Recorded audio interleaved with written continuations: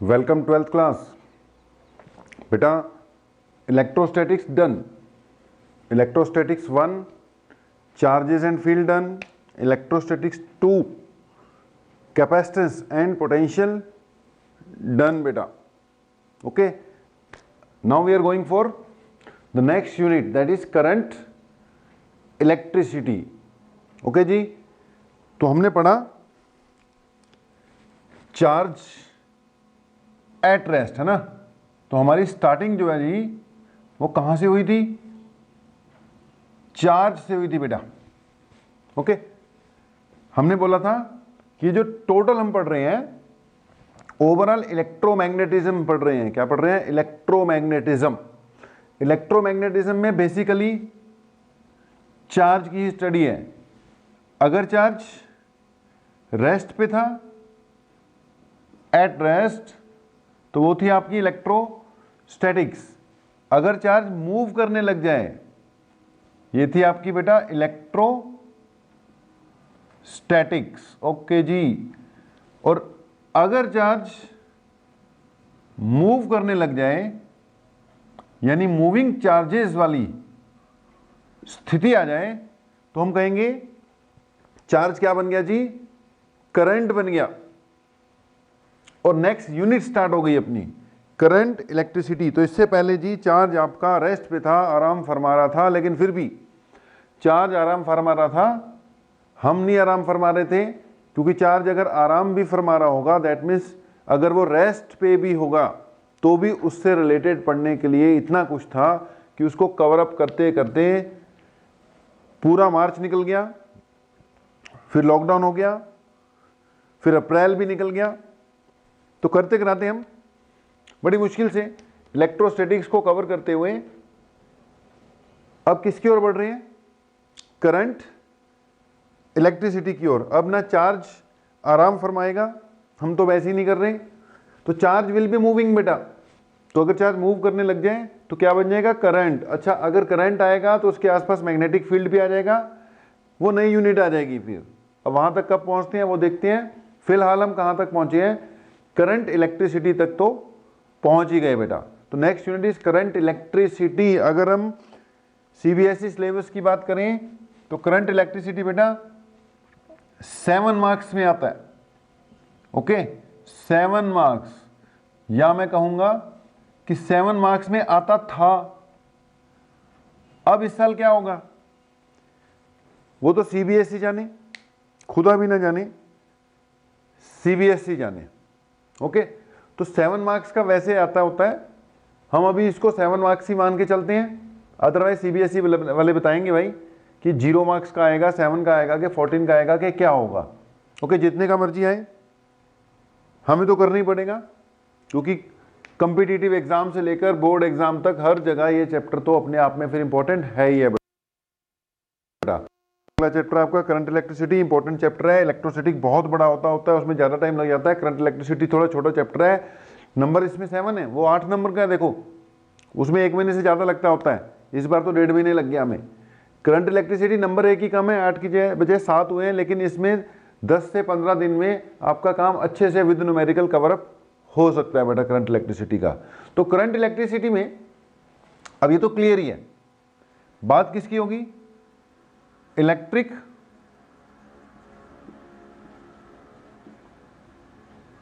Current की बेटा जी। अब इलेक्ट्रिक करंट वही छोटी मोटी बातें कि it is rate of flow of charge. अब छोटी बात हो बड़ी बात हो एक बार तो करनी पड़ती है ना। तो करंट क्या होता है बेटा? It is basically current is defined as rate of flow of charge. Okay, denote इसको आई से कर देते हैं, स्मॉल से भी कर सकते हैं, कैपिटल से भी कर सकते हैं, हम तो इसको स्मॉल से करते हैं। तो it is rate of flow of charge. Okay, वैसे आप इसको Q/T भी लिखते होते हो, लेकिन अब हमें तो पता है ना कि dQ/dt ही होता है असली रेट।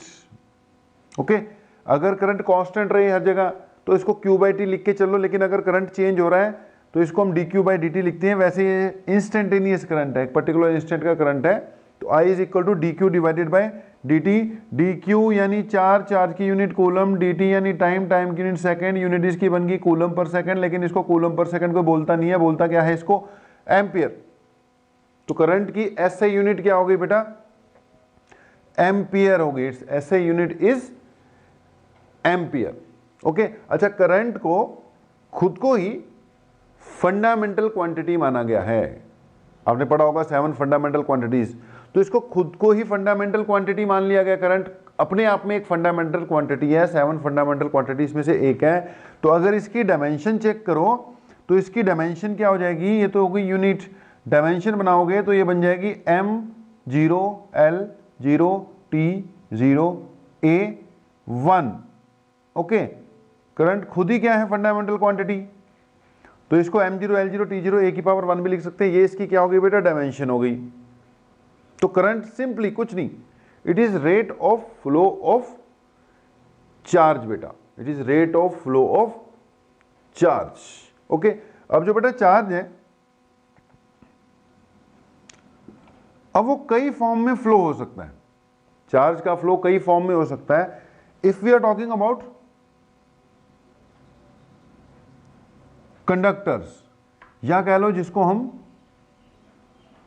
गुड कंडक्टर्स कहते हैं, जिसमें बेसिकली मेटल्स ही हैं।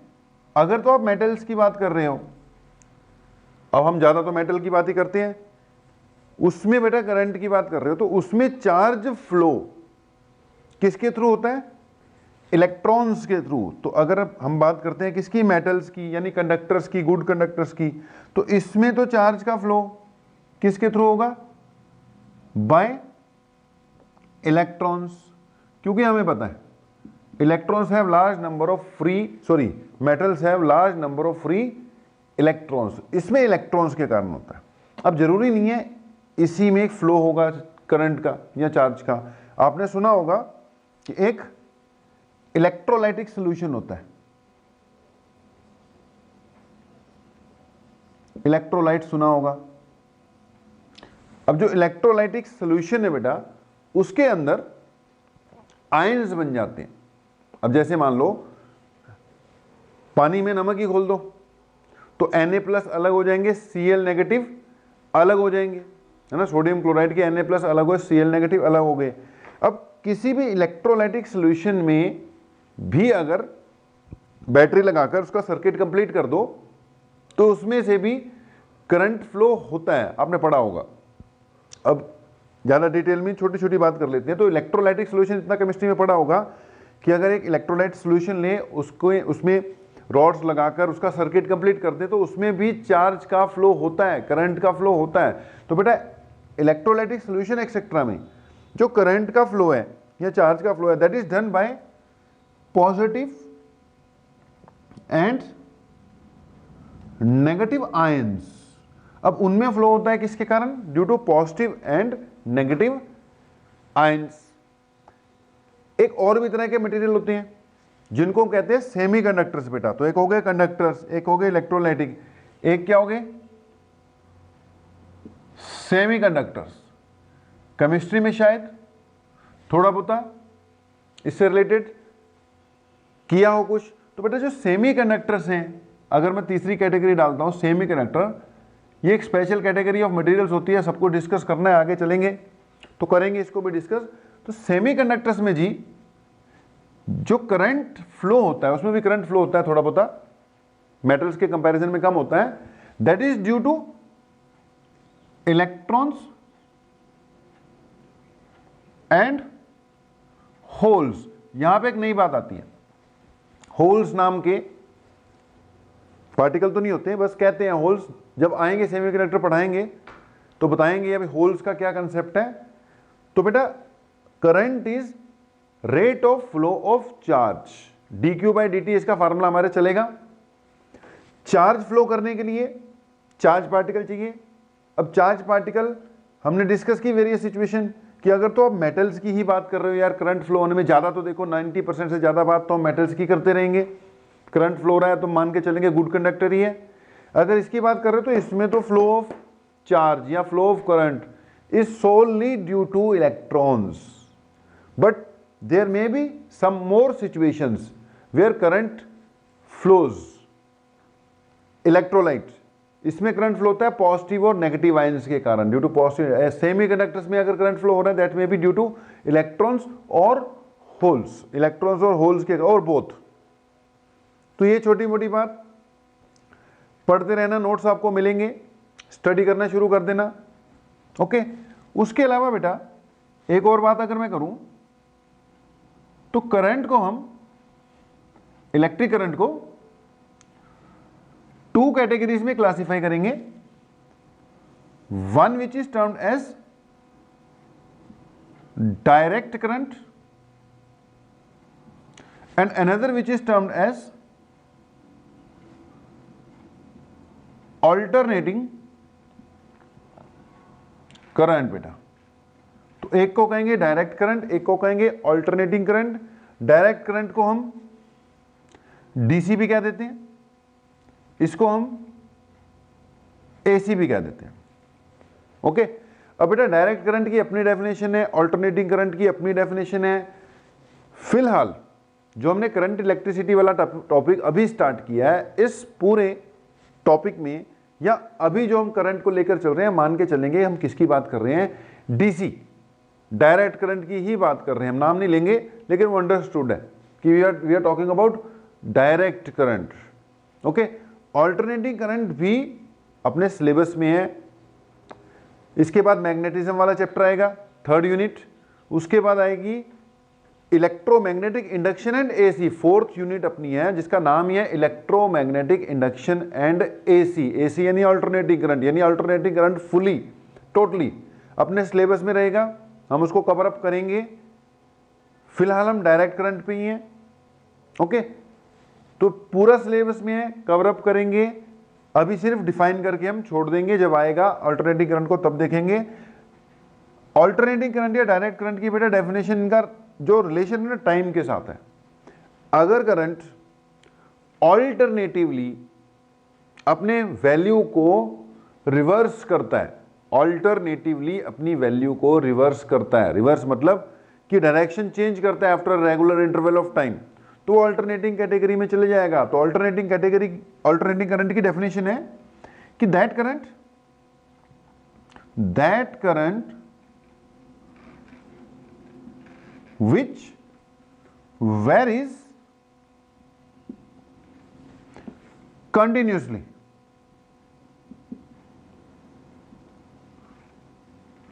and which reverse its direction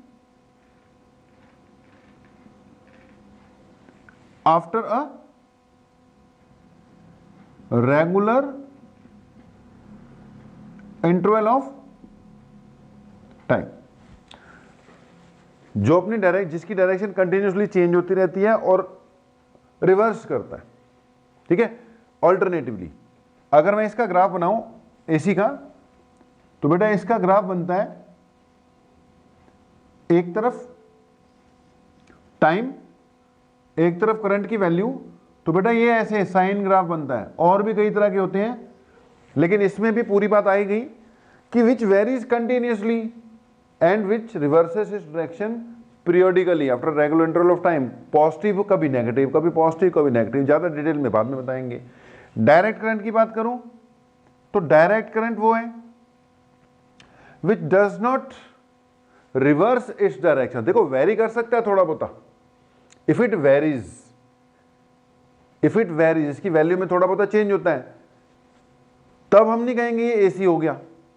लेकिन अगर ये रिवर्स भी करने लग जाए, वो भी रेगुलर इंटरवल ऑफ टाइम के बाद अपनी डायरेक्शन को क्या करे, रिवर्स करे, तब हम कहेंगे ये किस कैटेगरी में चले गया, ऑल्टरनेटिंग कैटेगरी में चले गया। तो ऑल्टरनेटिंग कैटेगरी में वेरी करना जरूरी है, रिवर्स करना बहुत ही जरूरी है। डायरेक्ट करंट थोड़ी बहुत ही वेरिएशन हो जाए कोई चक्कर नहीं है, लेकिन नॉर्मली वैल्यू भी कांस्टेंट हो तो अच्छा रहेगा।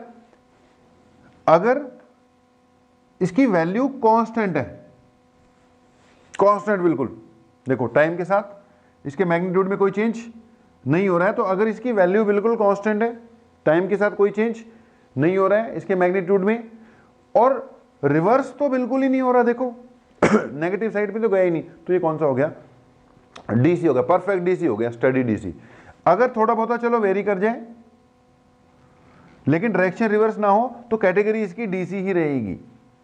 ओके, तो that current which varies continuously and reverse is direction periodically is called alternating current. फिलहाल हम इस चैप्टर में डीसी पे ही हैं। जो आपके घरों में करंट आ रहा है, वोल्टेज आ रही है, जो हमारे हाउस होल्ड सर्किट में, घरों में, ऑफिसेज में, स्कूल्स में जो भी लाइटिंग हो रही है या जो भी करंट आ रहा है बेटा, वो कौन किस नेचर का है? That is AC. ओके, जो सप्लाई आ रही है ना, जो पीएसपीसीएल वाले सप्लाई कर रहे हैं हमें, ये एसी है। एसी यूज होता है हर जगह।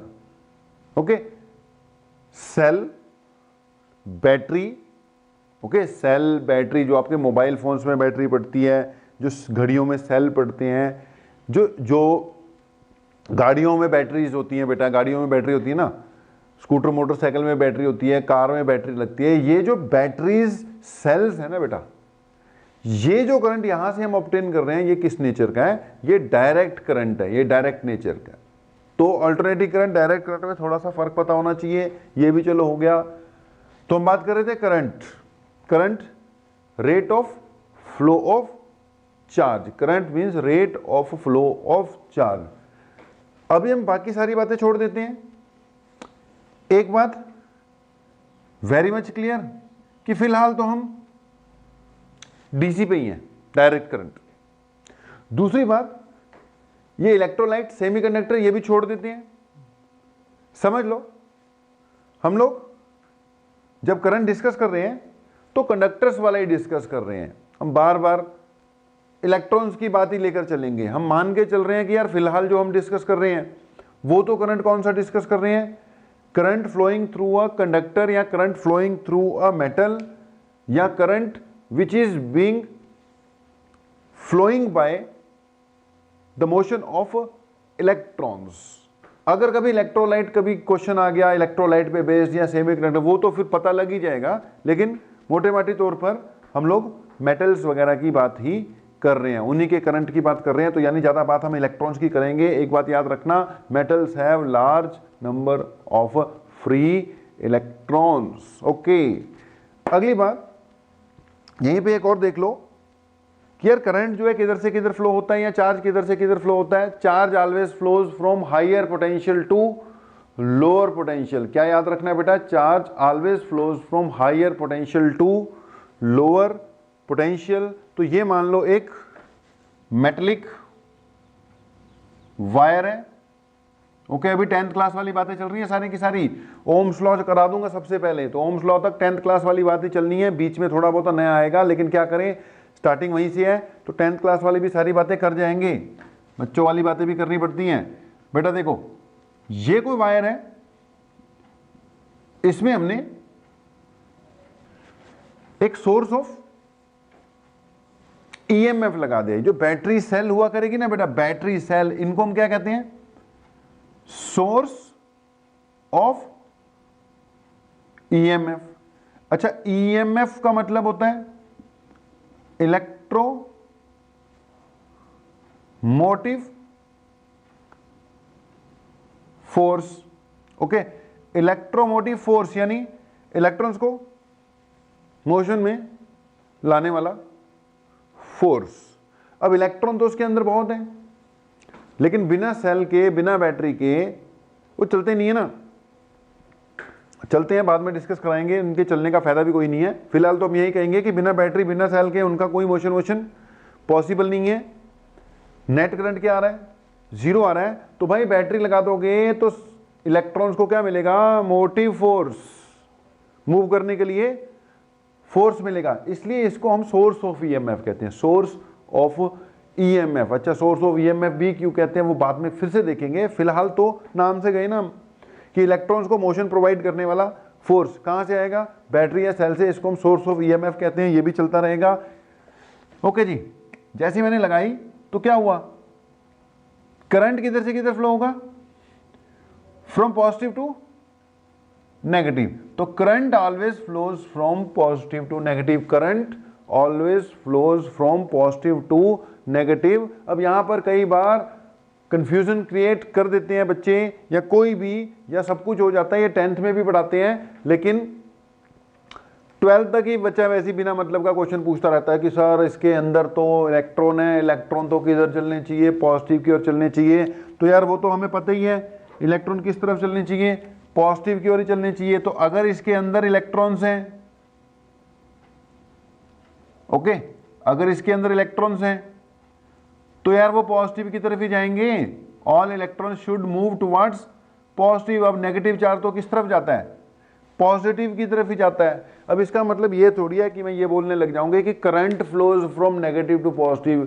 कन्वेंशनली रूल के हिसाब से charge flows from higher potential to lower potential. वो बात दूसरी है कि इसके अंदर इलेक्ट्रॉन्स को देखोगे तो इलेक्ट्रॉन्स तो किधर जाते हैं, नेगेटिव टू पॉजिटिव। लेकिन करंट इलेक्ट्रॉन्स के मोशन के हिसाब से नहीं बता रहे हम, वो तो कन्वेंशनली बताना पड़ेगा। तो current flows from positive to negative ही बोलना है।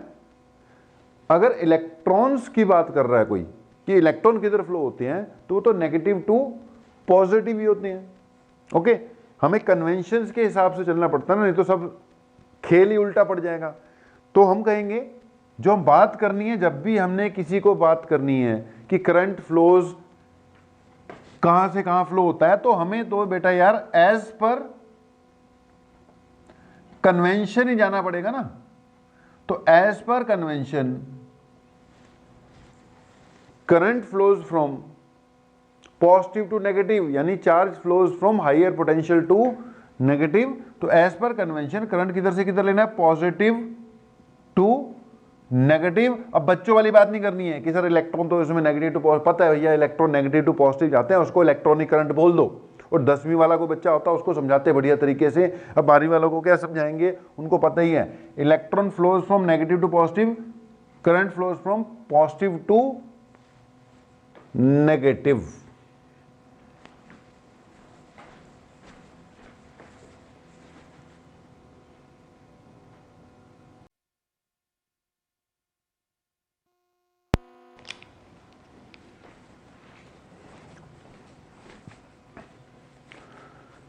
ओके जी, तो करंट करते करते बेटा बेसिक बातें चल रही हैं, इलेक्ट्रॉनिक करंट ये वो चले जा रहा है, ये चलता रहेगा। ओके, अब हम यहां पर I इक्वल टू क्या होता है बेटा, चार्ज अपॉन टाइम। अब यहां से बेटा 1 एम्पियर की डेफिनेशन निकाल सकते हैं। अगर हम डिफाइन करना हो किसको, 1 एम्पियर को, यहां से क्या किया जा सकता है, डिफाइन किया जा सकता है। अब I1 करने के लिए हमें चार्ज को क्या करना पड़ेगा, 1 कूलम, और टाइम को क्या करना पड़ेगा, 1 सेकेंड। 1 1 कट जाएगा, ये क्या आ जाएगा, 1 एम्पियर आ जाएगा।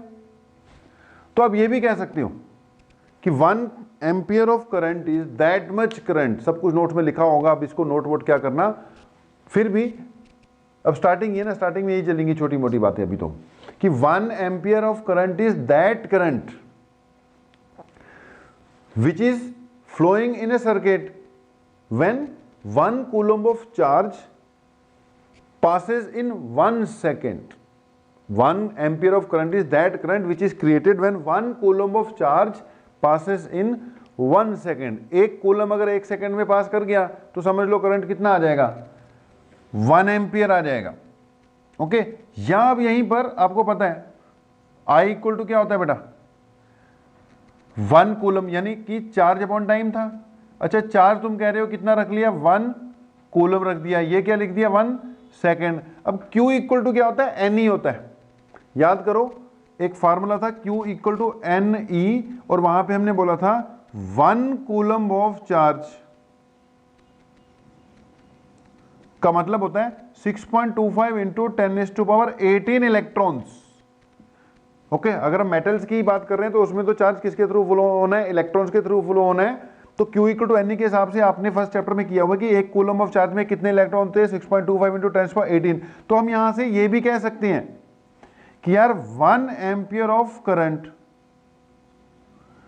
तब क्रिएट होगा जब 1 सेकेंड में कितने इलेक्ट्रॉन पास कर जाएंगे, 6.25 इंटू 10⁻18 इलेक्ट्रॉन पास कर जाएंगे। ऐसे भी कर लो, अब जैसे मर्जी डिफाइन करते रहो कि 1 कूलम पर सेकंड पास हो रहा है तो भी 1 एम्पियर करंट है। अगर 6.25 इंटू 10⁻18 इलेक्ट्रॉन पर सेकंड पास हो रहे हैं तो भी वो क्या है, 1 एम्पियर ऑफ करंट है। मतलब देखते रहना बस अब। ओके, इसके अलावा एक चीज आप ये कर सकते हो कि चार्ज ड्यू टू, एक तो हो गया सीधे जा रहा है, तो इसको कह रहे थे ट्रांसलेटरी मोशन। अब ये जो चल रहे हैं ये तो फार्मूले ट्रांसलेटरी मोशन के हिसाब से आ गए। कभी कभी क्या हो सकता है कि यार रोटेटरी मोशन है या सर्कुलर मोशन है, कि मान लो जी एक चार्ज है, एक चार्ज पार्टिकल है, अब इलेक्ट्रॉन नहीं कुछ भी है, मान लो क्यू है, एक चार्ज पार्टिकल है, उसके ऊपर कितना चार्ज है, क्यू। एक पार्टिकल है उसके ऊपर कितना चार्ज है, क्यू। वायर नहीं है यार, ये वायर नहीं है, वायर जो है उसके अंदर तो लाखों करोड़ों में इलेक्ट्रॉन्स होंगे, वो ठीक है, यहां तक वायर की बात हो रही थी। यहां पे मैंने बोला एक सिंगल चार्ज पार्टिकल है, वो ऐसे सर्कुलर पाथ में घूम रहा है, तो अब उससे रिलेटेड करंट मांग रहा है वो, तो करंट इक्वल टू क्या होता है, फिर वही बात, चार्ज अपॉन टाइम। अब ये एक साइकिल एक ही पार्टिकल है, ये कोई वायर नहीं है भाई, ये एक पार्टिकल है, ये रास्ता है बस, ये तो पाथ है, सर्कुलर पाथ में घूम रहा है। तो इसका मान लो कई बार करंट कैलकुलेट करने के लिए आ जाए तो करंट इक्वल होता है चार्ज अपॉन टाइम। अब जब ये बेटा एक यहां से लेके यहां तक पहुंच जाएगा, एक चक्कर कंप्लीट कर लेगा, तो एक चक्कर में कितना चार्ज फ्लो हुआ किसी भी पर्टिकुलर पॉइंट से। अब एक ही तो पार्टिकल है, 1 राउंड में कितना कंप्लीट हुआ, जितना उसके ऊपर है उतने फ्लो होगा। तो 1 राउंड में यहां से कितना चार्ज पास किया, जितना इसके ऊपर है क्यू। यहां पे नीचे क्या आ जाएगा, टाइम पीरियड। अब 1 राउंड लेने में जो टाइम लगेगा इसको क्या कहते हैं, टाइम पीरियड कहते हैं। तो यहां पे आ गया टाइम पीरियड बेटा, ये आ गया टाइम पीरियड। अब यहां से आप ये भी लिख सकते हो कि I is equal to Q into nu भी लिख सकते हो। T की जगह क्या आ जाएगा, 1 बाय टाइम पीरियड फ्रीक्वेंसी होता है। तो कई बार ना वैसी क्वेश्चन आ जाता है कि एक चार्ज पार्टिकल ऐसे है जी सर्कुलर पाथ में घूम रहा है, उसकी फ्रीक्वेंसी दे रखी है, करंट बताओ। तो कुछ नहीं है, फ्रीक्वेंसी को किससे मल्टीप्लाई कर दो, उस चार्ज पार्टिकल पे के चार्ज से मल्टीप्लाई कर दो, तो क्या आ जाएगा, करंट आ जाएगा। कभी कभी क्या रहता है टाइम पीरियड दे रखा है, अच्छा वेलोसिटी दे देगा, तो आपको पता ही है अगर ये जो घूम रहा है इसकी घूमने की वेलोसिटी v थी, तो v इक्वल टू क्या होता है, v is equal to distance travel. Distance travel 2πr होगा अगर इसका सर्कुलर पाथ का रेडियस r है तो v is equal to 2πr, और टाइम पीरियड t ही है, तो v equal to distance 2πr था, और टाइम पीरियड कितना था बेटा, t था। तो यहां पर t की जगह आप 2πr बाय v भी पुट कर सकते हो। मतलब कि तीनों टर्म्स में आपका करंट का फार्मूला हो जाएगा। अगर टाइम पीरियड के टर्म्स में तो q बाय टाइम पीरियड, अगर फ्रीक्वेंसी के टर्म्स में q इंटू फ्रीक्वेंसी, अगर वेलोसिटी के टर्म्स में मांग रहा है वो, तो t की जगह क्या पुट कर देना, I इक्वल टू चार्ज, तो चार्ज ही है, t की जगह क्या आ जाएगा 2πr, यहाँ v हो जाएगा। तो ये वैसे ही बस जब आपको असाइनमेंट मिलेगी ना बेटा, अब असाइनमेंट में बहुत तरह के क्वेश्चंस आएंगे, जब क्वेश्चंस आएंगे ना तब बीच में देखता रहूंगा अपने आप, बीच बीच में सब ऐसे अपन टॉपिक वाइज ही चलते हैं। ओके, आएंगे और भी नई बातें पता लगेंगी। ओके, अभी सारी नई बातें ऐसे छोटी मोटी बताने लग जाऊंगा तो फिर वही बात है, रायता फैलने वाली बात हो जाती है। तो रायता ज़्यादा फैल जाएगा, इकट्ठा करना मुश्किल हो जाएगा। अभी हम प्रिसाइसली टॉपिक वाइज ही चलाते रहेंगे आपको, नहीं तो आपके नोट्स बढ़िया नहीं प्रिपेयर हो पाएंगे। वो जब क्वेश्चंस आते हैं ना, क्वेश्चंस में फिर नई नई बातें आती है, फिर उसके हिसाब से आपको पता ही है, आपको बता दिया जाता होता है। ओके, एक ये भी हो गया। एक कई बार क्वेश्चन आ जाता है, कई बार एक क्वेश्चन आ जाता है यार कि आपको दिया होगा वैसे ही कि charge is equal to 2t² plus 3t plus 5। वो कहता है find current, find the value of current. कुछ भी नहीं है, अगर q t के टर्म्स में दे रखा है तो इसको क्या कर लो, डिफरेंशिएट कर लो, ये बन जाएगा dq by dt। Okay, it will become dq divided by dt। dq by dt करोगे तो ये हो जाएगा 4t प्लस 3, इतनी डिफरेंशिएशन तो आती होगी, ये बन जाएगा 2t² प्लस 3t प्लस 5 की डिफरेंशिएशन की तो 2 to 4t प्लस 3। ये क्या आ गया, dq बाई dt क्या होता है, करंट होता है। तो ये किसकी वैल्यू आ गई बेटा, करंट की वैल्यू आ गई। करंट की वैल्यू होगी 4t प्लस 3। अब क्योंकि करंट की वैल्यू में टाइम आ रहा है, तो ये कांस्टेंट करंट तो नहीं है, ये वेरिएबल करंट है। जैसे जैसे टाइम चेंज होता जाएगा करंट चेंज होता रहेगा। कभी कभी वो कह देता है find current at t equal to 5 seconds, ये दे रखा है, तो आपने पहले करंट की वैल्यू पुट बना देनी है, यहाँ पे टी की जगह 5 पुट कर देना है, ऐसे भी निकाला जा सकता है। तो छोटी मोटी बातें आती रहेंगी, हम सीधा बड़ी बात पे जा रहे हैं, ओम्स लॉ कर रहे हैं। ओके, सीधा हम बड़ी बात पे जा रहे हैं, ओम्स लॉ कर रहे हैं। फर्स्ट स्टेज में ओम्स लॉ पे हमने जो भी डिस्कशन करनी है, अपनी जो फर्स्ट स्टेज होगी बेटा, उसकी ओम्स लॉ की अपनी जो भी डिस्कशन होगी वो 10th लेवल वाली ही रखेंगे हम। ओके, जो 10th क्लास में जितना पढ़ा, कुछ बातें नई खैर जुड़ेंगी, नई टर्म्स तो आती हैं, बट फिर भी ओम्स लॉ को हमने 2 बार करना है। एक बार तो वो सिंपल वो 10th क्लास वाले कंसेप्ट के हिसाब से करना है, उसके बाद फिर से ओम्स लॉ एक दूसरे तरीके से आएगा डिटेल में। ओके, बड़ी बड़ी एक्सप्रेशंस के साथ, जो पहले नहीं पढ़ा होगा वो सेकंड स्टेज पे आ जाएगा। ओके, फिलहाल हम ओम्स लॉ की ओर ही बढ़ रहे हैं। करंट की बेसिक इंट्रोडक्शन पहले से ही पता था बेटा करंट क्या होता है, लेकिन फिर भी कुछ चलो दोबारा बताने की कोशिश कर ली हमने कि ऐसे ऐसे करंट होता है। अब हमें कुछ बातें तो वैसे ही क्लियर होंगी, जैसे कि हमें क्लियर होगा कि एक करंट नाम की कोई चीज है। क्या है? करंट नाम की कोई चीज है। ओके, करंट, एक बार बार वर्ड आएगा बेटा, सोर्स ऑफ ईएमएफ। अच्छा, ईएमएफ की डेफिनेशन वो अलग चीज है, वो भी आएगी अपने पास। फिलहाल यहां पर सोर्स ऑफ ईएमएफ का मतलब सोर्स ऑफ वोल्टेज मान के चलेंगे अभी तो हम। सोर्स ऑफ ईएमएफ मतलब सोर्स ऑफ वोल्टेज, जिसके कारण बैटरी में करंट आएगा। ठीक है, जिसके कारण बैटरी में करंट आएगा। तो एक हो गया करंट, एक क्या हो गया आपका सोर्स ऑफ ईएमएफ। एक जो टर्म बार बार आएगी, करंट हो गया, सोर्स ऑफ ईएमएफ हो गया। ओके, एक जो बार बार टर्म जब हम यूज कर देंगे वो वोल्टेज या पोटेंशियल डिफरेंस है ना, वोल्टेज पोटेंशियल डिफरेंस, इन सब बातों को भी बार बार हम यूज करते रहेंगे। तो धीरे धीरे बढ़ते हुए सीधा फिर हम किस ओर बढ़ रहे हैं? हम ओम्स लॉ की ओर ही बढ़ रहे हैं। मैंने बोला अभी फिलहाल ओम्स लॉ में जो भी डिस्कशन है वो वही आपके 10th क्लास लेवल की रखते हैं। कुछ नई बातें जो आएंगी उनको नोट कर लेना। उसके बाद फिर देखेंगे अगली बात, एक बार दोबारा ओम्स लॉ फिर शुरू होगा, Ohm's law from first principle, कई बातें आएंगी, Ohm's law in microscopic form. Okay जी, तो सीधी सी बात, अगर आप मोशन पढ़ते हो, मोशन, तो मोशन में सबसे पहले न्यूटन बाबे का नाम आता है। ओके, न्यूटन बाबे के बिना 11th की फिजिक्स नहीं चलती।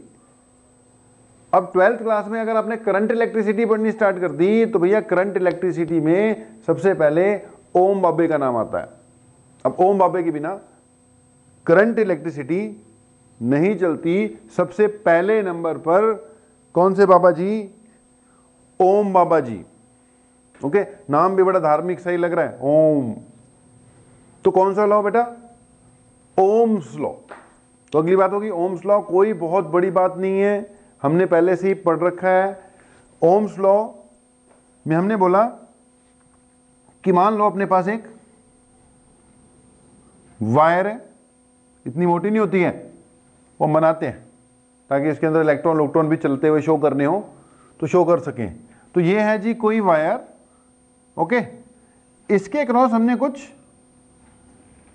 पोटेंशियल डिफरेंस लगा दिया। ये हाई पोटेंशियल पे चले गया, ये नेगेटिव लो पोटेंशियल पे चले गया, और आपने बोला इसमें से करंट फ्लो होना शुरू हो गया। अब सीधी सी बात है, जितनी वोल्टेज ज्यादा लगाओगे उतने करंट ज्यादा फ्लो होगा ना।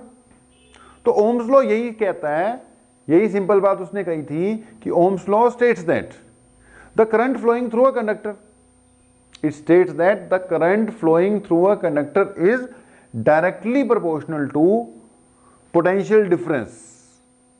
या इसको ऐसे भी बोलते हैं कि द पोटेंशियल डिफरेंस, बात एक ही है, देखो बोलने में ज्यादा सही ये लगता है कि current is directly proportional to voltage, क्योंकि जितनी ज्यादा वोल्टेज लगाओगे उतना ज्यादा करंट आएगा। लेकिन बेटा ओरिजिनल फॉर्म में, स्टेटमेंट फॉर्म में ये बोला गया है कि potential difference across the ends of the conductor, इसके किसी भी कंडक्टर के क्रॉस कितना पोटेंशियल डिफरेंस होगा, that is directly proportional to current flowing through it.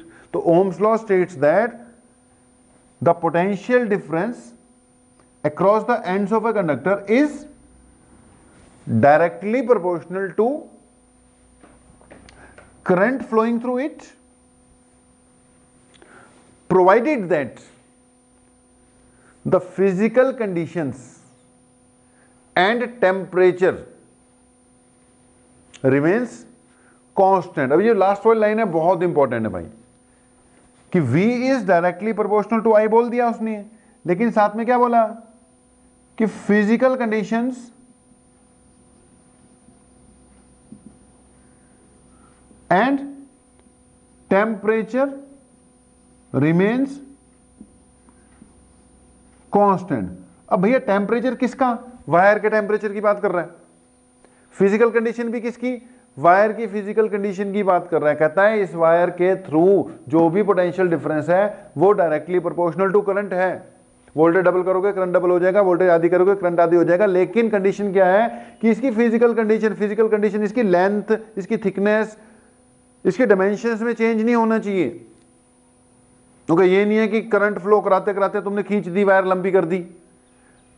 Okay, तो कह रहा है कि V directly proportional to I होगा, फिजिकल कंडीशंस इसकी क्या रहनी चाहिए, सेम रहनी चाहिए, और इसका टेम्परेचर में भी कोई चेंज नहीं आना चाहिए।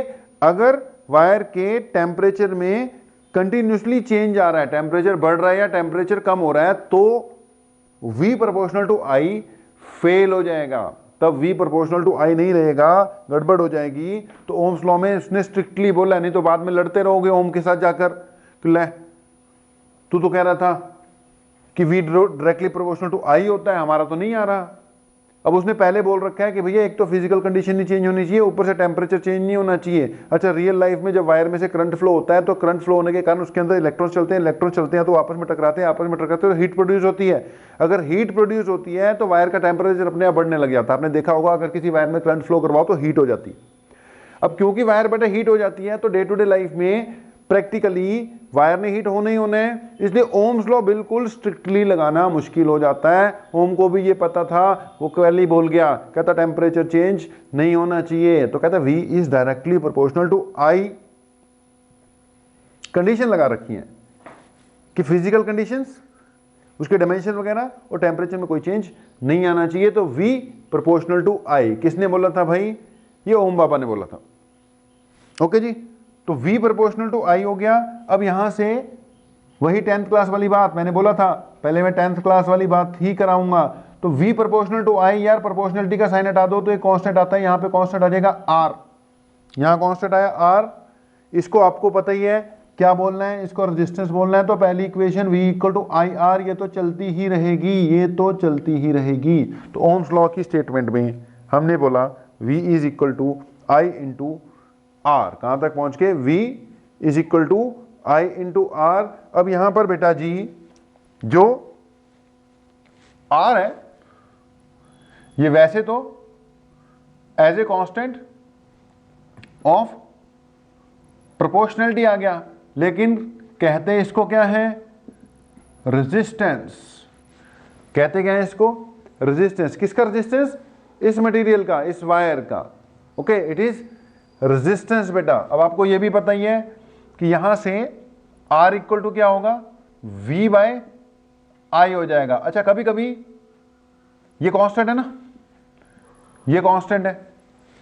कभी कभी ओम्स लॉ को ऐसे भी बोला जाता है कि Ohm's law states that the ratio of V and I in a wire remains constant, लेकिन कंडीशन लगाएगा, provided that physical conditions and temperature etcetera remains constant. ये भी बोला जाता है कि ratio of V and I remains constant, यानी R constant रहेगा, V और I का रेशियो यानी R क्या रखना है, कांस्टेंट रखना है। लेकिन फिर वही बात, आर कांस्टेंट तभी होगा अगर वायर का टेम्परेचर एंड फिजिकल कंडीशंस क्या रहेंगी, कांस्टेंट। ओके जी। बाकी यहां पर बीच में क्या आ गया बेटा, आर आ गया। आर के बारे में आपको पता ही है, what is R, R is resistance. अगर आर रेजिस्टेंस है, इसकी यूनिट होगी कुछ ना कुछ। अब रेजिस्टेंस की यूनिट क्या होती है बेटा, ओम बाबे के नाम पर, its unit is ohm. Resistance की यूनिट ही बाबा जी को इज्जत देने के लिए रेजिस्टेंस की यूनिट ही क्या रख दी हमने, ओम रख दी। तो रेजिस्टेंस की यूनिट ओम होगी, कोई बड़ी बात नहीं है बेटा। तो V equal to I R चलेगा। हम पहले छोटी बात से बड़ी बात बनाएंगे। तो V equal to I R आपका चलेगा ही चलेगा। अब थोड़ा सा किसको डिस्कस कर लो, R को डिस्कस कर लेते हैं बेटा। तो R क्या है बेटा, रेजिस्टेंस। अब ये रेजिस्टेंस क्या होता है बेटा, वो आपको पता ही है। Resistance is opposition offer to, अब तो कैपेसिटर पढ़ लिए यार, इतनी बड़ी बड़ी बातें कर ली, तो ये छोटी मोटी बातें तो वैसे ही क्लियर होंगी। तो what is resistance, it is property to oppose current. कोई भी वायर होगी, कोई भी मटेरियल होगा, उसका अपना अपना कुछ ना कुछ क्या होता है, थोड़ा बहुत बेटा रेजिस्टेंस होता है। तो रेजिस्टेंस क्या है पता ही है आपको, इट इज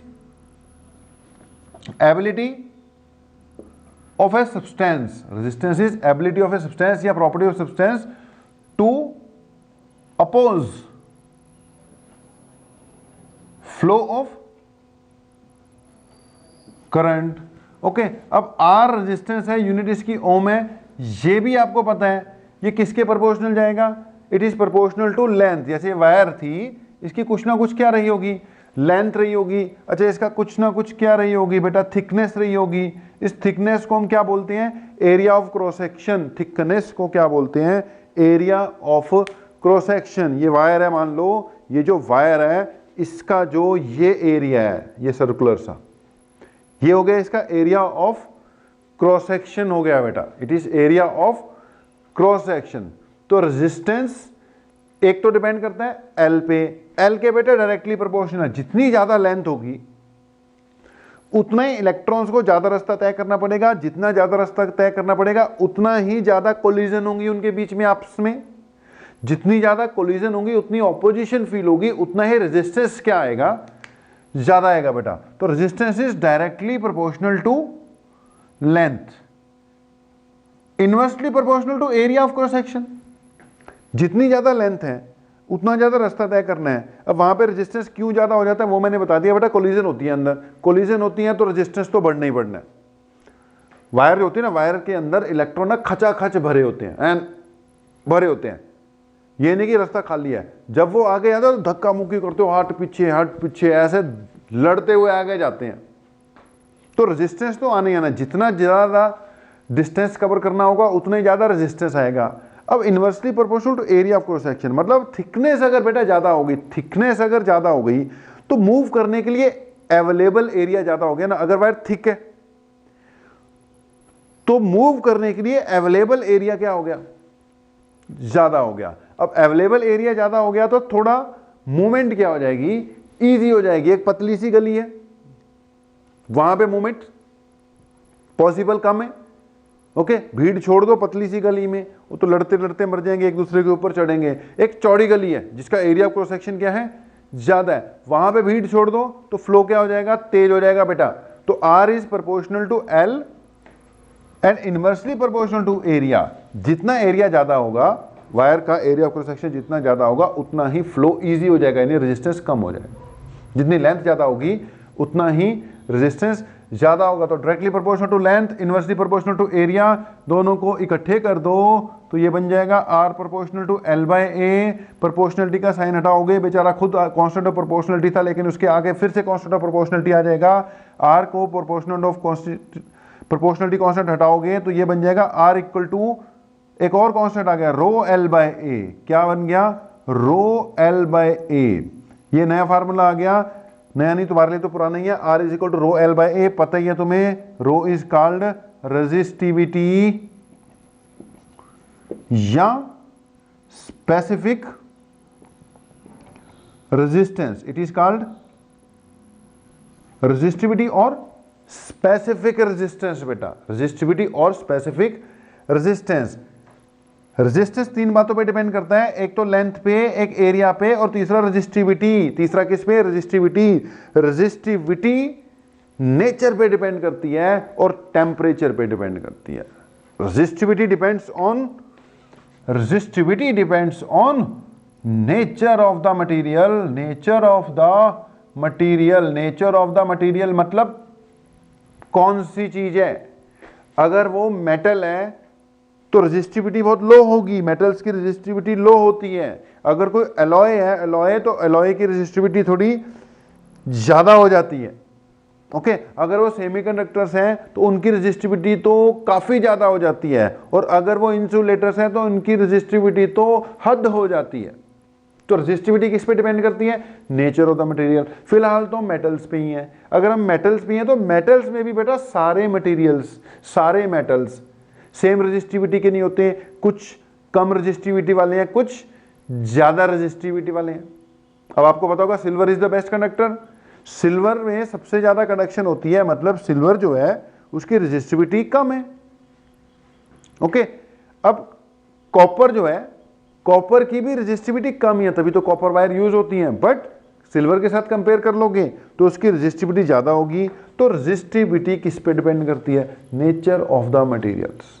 मेटल्स की रेजिस्टिविटी बहुत कम, अलॉयज की उससे ज्यादा, सेमीकंडक्टर की उससे भी ज्यादा, इंसुलेटर की उससे भी ज्यादा। हम रिस्ट्रिक्ट करते हैं सिर्फ मेटल्स पर, लेकिन मेटल्स में भी अलग अलग मेटल्स की रेजिस्टिविटी अलग अलग, यानी अलग अलग मेटल्स के रेजिस्टेंस भी अलग अलग। अगर मान लो मैंने 4 अलग अलग तरह के मेटल्स ले लिए, सबकी लेंथ सेम रखी, लेंथ सेम लेंथ के टुकड़े, सबकी थिकनेस सेम, लेकिन वो अलग अलग हैं, तो सेम लेंथ और सेम एरिया होने के बावजूद उनकी जो रेजिस्टेंस आएगा अलग अलग आ जाएगा, क्योंकि उनकी रेजिस्टिविटी क्या है?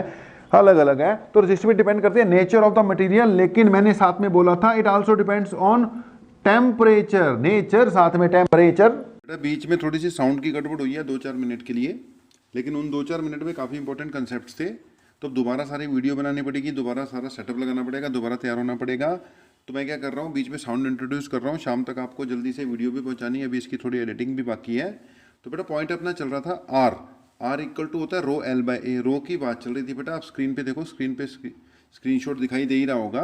तो जो रेजिस्टिविटी है बेटा वो 2 फैक्टर पर डिपेंड करती है, एक नेचर ऑफ द मटेरियल, दूसरा टेम्परेचर पर। ओके, अब टेम्परेचर जो है उस पर ये ऐसे डिपेंड करती है कि बेटा जब टेम्परेचर बढ़ता है ना मटेरियल का, तो उसके जो इलेक्ट्रॉन्स होते हैं वो ज़्यादा एक्साइट हो जाते हैं, ज़्यादा एक्साइट होकर वो ज़्यादा कोलाइड करते हैं। अगर एक दूसरे से उनकी कोलिजन्स बढ़ जाती हैं तो उससे फिर उनकी मूवमेंट में दिक्कत आती है। मूवमेंट में दिक्कत आने का मतलब कि करंट की फ्लो में दिक्कत आती है, यानी कि रेजिस्टिविटी ज़्यादा हो जाती है। तो पॉइंट टू बी नोटेड ये है बेटा, जो रेजिस्टिविटी 2 बातों पे डिपेंड करती है, एक नेचर ऑफ द मटेरियल और एक टेम्परेचर। बेटा स्क्रीन पे देख लो आप। ओके जी, तो जो फार्मूला था उसमें R equal to rho L by A. R 3 factor पे डिपेंड करता है, वो दिखाई देता है, एक रो पर, एक एल पर और एक ए पर। लेकिन हमने स्टार्टिंग में जो बोला था रेजिस्टिविटी और रेजिस्टेंस 4 फैक्टर पे डिपेंड करता है, एक टेम्परेचर, एक नेचर, एक लेंथ और एक एरिया। अब लेंथ और एरिया तो रेजिस्टेंस के फार्मूले रो एल बाई ए में दिखाई दे ही रहा है। ओके जी, लेकिन वो टेम्परेचर नहीं दिखा रहा। अब टेम्परेचर कैसे दिखाई देता है कि जो रेजिस्टिविटी है ना, रेजिस्टिविटी देखो आप आर चेक कर सकते हो, formula R equal to rho L by A पे तो डिपेंड कर ही रहा है, लेकिन बेटा जो रेजिस्टिविटी है वो आगे नेचर और टेम्परेचर पे डिपेंड करती है। इसलिए फिर हम कह सकते हैं रेजिस्टेंस टेम्परेचर पे भी डिपेंड कर सकता है। अब resistivity is directly proportional to temperature, इसलिए फिर रेजिस्टेंस भी डायरेक्टली प्रोपोर्शनल टू टेम्परेचर। तो रेजिस्टेंस डिपेंड करता है बेटा एक एल पर, एक ए पर और एक रो पर। रो आगे 2 फैक्टर पे डिपेंड करती है, एक टेम्परेचर पर और एक नेचर पर। इसलिए हम कह सकते हैं रेजिस्टेंस 4 फैक्टर पे डिपेंड करता है, एल, ए और रेजिस्टिविटी के अंदर 2, नेचर एंड टेम्परेचर। ओके बेटा, अब एक और फार्मूला आप स्क्रीन पे देखो, rho equal to R A by L. देखो R equal to rho L by A होता है, ये इसको घुमा दो तो rho equal to R A by L हो जाएगा। अब rho equal to R A by L से इसकी यूनिट निकाल सकते हैं बेटा। आर की यूनिट ओम, एरिया की यूनिट मीटर स्क्वायर, लेंथ की यूनिट मीटर। चेक कर लो, कट कटा के बन गई ओम मीटर। ओम मीटर इसकी ऐसा यूनिट है, लेकिन प्रैक्टिकल यूनिट जो यूज होती है दैट इज ओम सेंटीमीटर। तो ये था बेटा रेजिस्टिविटी का कंसेप्ट। अब कुछ न्यू टर्म्स है बेटा आपके सामने, आप स्क्रीन पे देख सकते हो, दो बातें लिखी हुई हैं। एक है कंडक्टेंस, एक है कंडक्टिविटी। बेटा जो कंडक्टेंस है, जी से उसको डिनोट करते हैं, नाम से ही पता लग रहा है कि कंडक्टेंस मतलब कितना कंडक्ट करेगा। बेसिकली बेटा ये रेजिस्टेंस का उल्टा हुआ ना, तो डेफिनेशन इसकी ये है, conductance is reciprocal of resistance. आप देखो इसको डिनोट करते हैं जी से, it is equal to 1/r। तो conductance is defined as reciprocal of resistance. ऐसी बेटा एक कंडक्टिविटी है जिसको डिनोट करते हैं सिग्मा से, नाम ही जिसका है कंडक्टिविटी, यानी ये रेसिप्रोकल ऑफ क्या है, resistivity. It is reciprocal of resistivity. तो दो नई टर्म्स हैं, अभी और नई टर्म्स आ रही हैं। एक कंडक्टेंस जी से डिनोट करते हैं, it is reciprocal of resistance, और एक कंडक्टिविटी सिग्मा से डिनोट करते हैं, it is reciprocal of resistivity. तो बेटा जी क्या हुआ, कंडक्टेंस। रो क्या हुई आपकी, कंडक्टिविटी। जी 1/r है, rho 1 divided by sigma 1 divided by rho हो गया। ये जी है बेटा, ये सिग्मा है। अब चेक करते हैं इनकी यूनिट्स। ओके, अब बेटा जी इक्वल टू है 1/r, इसकी यूनिट क्या होगी 1/ओम, या यूनिट क्या होगी ओम इनवर्स। ओके जी, इसकी यूनिट क्या हो गई ओम इनवर्स। ओके, अब यहां से चेक करो रेजिस्टिविटी। रेजिस्टिविटी की यूनिट क्या थी ओम मीटर, इसकी यूनिट क्या थी बेटा ओम मीटर। तो इसकी कंडक्टिविटी की यूनिट क्या होगी ओम इनवर्स मीटर इनवर्स। तो इसकी यूनिट होगी ओम इनवर्स। इसको कभी कभी एम एच ओ मो भी कहते हैं, M H O. O H M ohm था, उसका उल्टा कर लो एम एच ओ बन गया। ओके, इसको सिमन भी कहते हैं। ओके, साइमन भी बोल देते हैं, कोई सीमेंस भी बोलते हैं, एक सीमन कंपनी थी। ओके, मोबाइल पे आते थे शुरू शुरू में उनके। तो एक हो गया मो, एक हो गया सीमन, एक ही बात है। या ओम इनवर्स मीटर इनवर्स, इसको क्या कह सकते हैं मो मीटर इनवर्स भी कह सकते हैं। इसकी जगह साइमन मीटर इनवर्स भी कह सकते हैं। तो बेटा बातों बातों में दो नई टर्म आ गई अपने पास, कौन कौन सी जी, एक कंडक्टेंस और एक कंडक्टिविटी। एक और नई टर्म आ रही है जिसको हम कहेंगे करंट डेंसिटी। ये भी देख लो जी, एक और नई टर्म आ रही है which will be termed as current density. अब करंट डेंसिटी, बड़े डेंसिटी वैसे आमतौर पर होती है पर यूनिट वॉल्यूम, आमतौर पर डेंसिटी होती है आपकी पर यूनिट वॉल्यूम। लेकिन यहां पर in case of current, current density is defined as current per unit area. बेटा यहां पे इसको कैसे डिफाइन करेंगे हम, current per unit area, per unit volume नहीं, यहां एरिया का कंसेप्ट है। तो current density is defined as current per unit area. बेटा ये एक वायर है, ओके, अब इसका कुछ ना कुछ एरिया होगा। अब यहां पे डेंसिटी का मतलब है कि कितनी क्लोजली यार पार्टिकल्स फ्लो करते हुए चार्ज को लेकर जा रहे हैं, कितनी क्लोजली फ्लो करवाते हुए लेकर जा रहे हैं पार्टिकल्स। तो एक टर्म आ गई करंट डेंसिटी। करंट डेंसिटी में वॉल्यूम का नहीं, यहां सारा एरिया का ही कंसेप्ट है। तो it is defined as current per unit area. बेटा जे से इसको डिनोट करते हैं, ये क्या होगी current per unit area. Okay, अब एरिया जो है बेटा आपका, एरिया आपको पता होगा, एरिया को आपने वेक्टर मान लिया हुआ है। एरिया को क्या मान लिया आपने, वेक्टर मान लिया। तो वेक्टर की कुछ ना कुछ क्या होनी चाहिए, डायरेक्शन भी होनी चाहिए। अगर तो ये बिल्कुल ऐसे पड़ा है तो एरिया की डायरेक्शन तुम्हें पता है वो किधर लेनी होती है, सरफेस के नॉर्मल लेनी होती है। ओके, अब अगर मैं इसको यहां से लिखूं I is equal to J into A लिख दूं, तो एरिया बेटा वेक्टर है, करंट आपका स्केलर है। शुरू में हमने बात नहीं की, करंट को कौन सी क्वांटिटी मानते हैं हम, स्केलर क्वांटिटी मानते हैं। उसकी डायरेक्शन होती है, लेकिन वो डायरेक्शन पॉजिटिव और नेगेटिव के टर्म्स में एक्सप्लेन कर देते हैं, otherwise current is taken to be scalar quantity बेटा। तो करंट खुद तो स्केलर है, एरिया वेक्टर है। अब यार ये वेक्टर हुआ, ये स्केलर कैसे हो सकता है? अगर ये वेक्टर है तो अब आई स्केलर कैसे हो सकता है भाई? सोचो सोचो, हो सकता है, ज्यादा सोचोगे तो पता लग जाएगा, हो सकता है। आपको पता होगा कि अगर दो वेक्टर्स का डॉट प्रोडक्ट कर दो तो जो क्वांटिटी निकल कर आती है वो स्केलर क्वांटिटी निकल कर आती है। अब इसको स्केलर करने के लिए, ये तो वेक्टर है, जे को भी क्या होना पड़ेगा, वेक्टर होना पड़ेगा। अगर जे वेक्टर हो जाए मान लो, तो जे और ए का डॉट प्रोडक्ट कर देंगे और रिजल्ट स्केलर आ जाएगा। तो बात बिल्कुल सही है, जे वेक्टर है, जे यानी current density is a vector quantity, current density is a vector quantity बेटा। करंट डेंसिटी को क्या लेना है हमने, वेक्टर क्वांटिटी लेना है।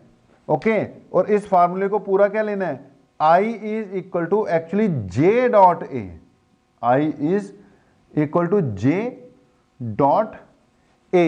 याद रखना, current density is equal to, sorry, current is equal to dot product of current density and area. तो J is equal to I by A, ठीक है, डेफिनेशन तो है ही है। यूनिट इसकी क्या है, एम्पियर पर मीटर स्क्वायर, लेकिन ये इस फॉर्म में चलता है। अगर कभी बेटा अपना एरिया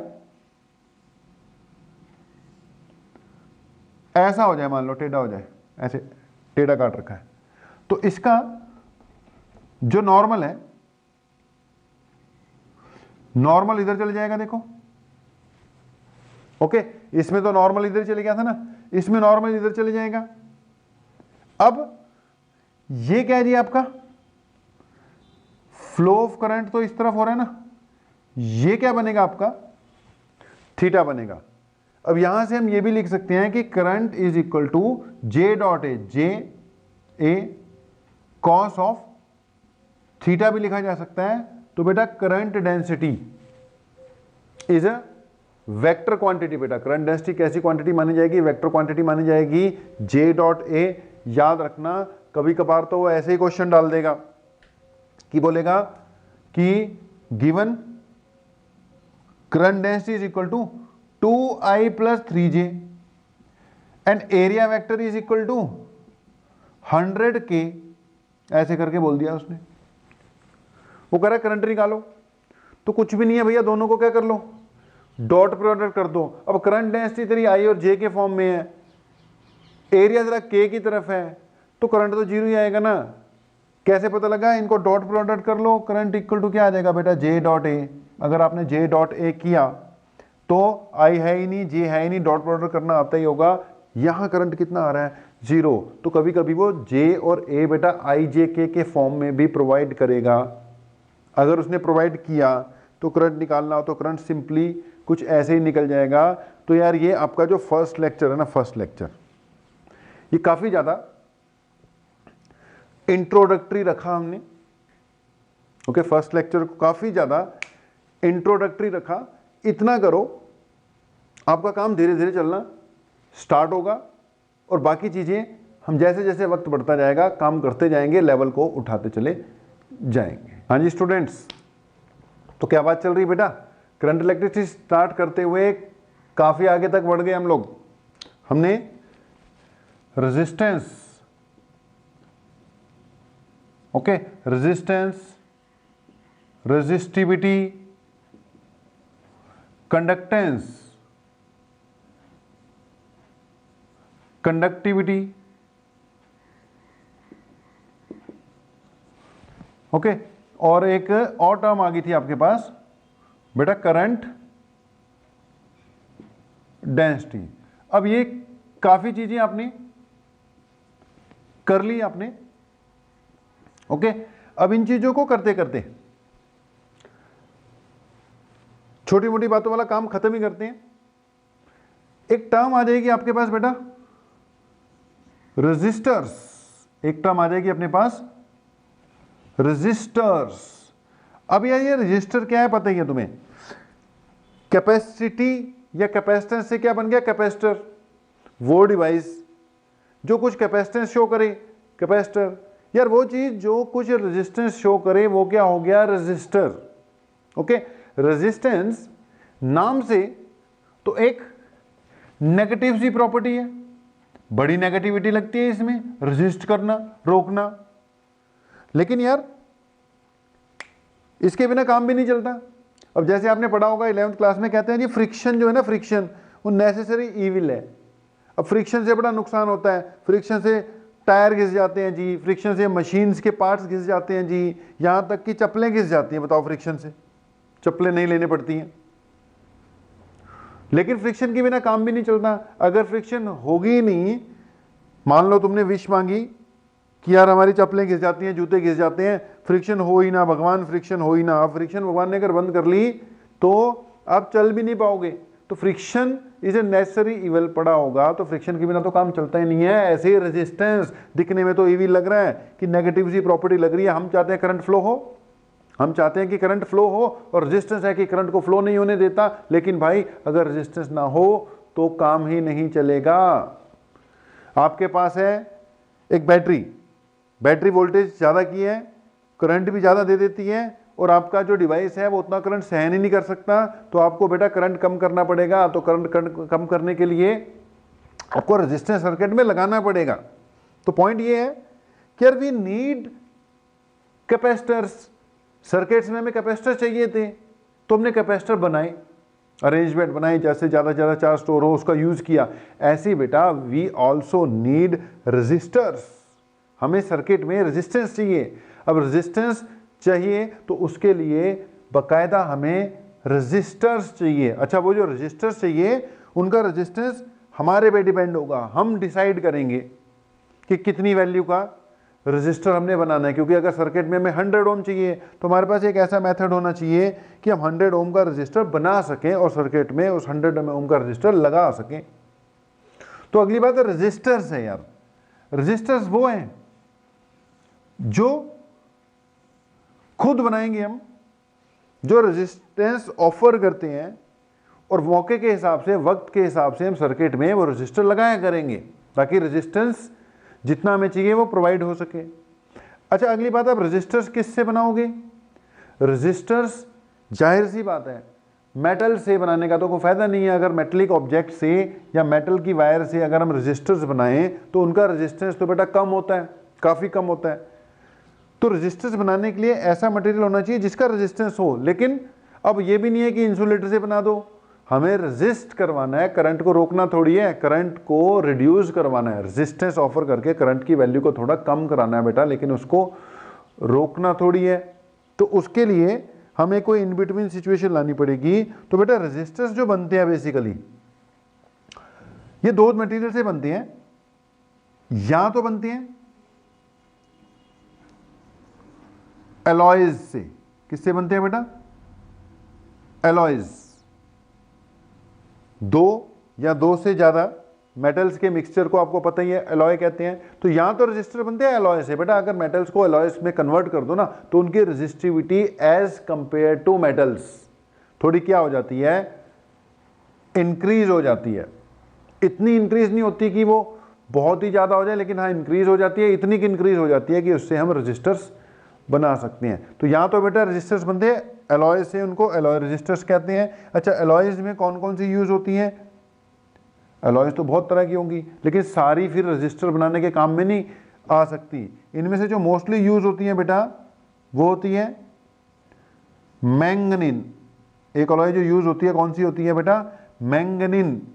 या फिर नाइक्रोम भी यूज होती है, या फिर कॉन्स्टेंटिन भी यूज होती है। लेकिन बेटा इनमें से सबसे बेस्ट जो है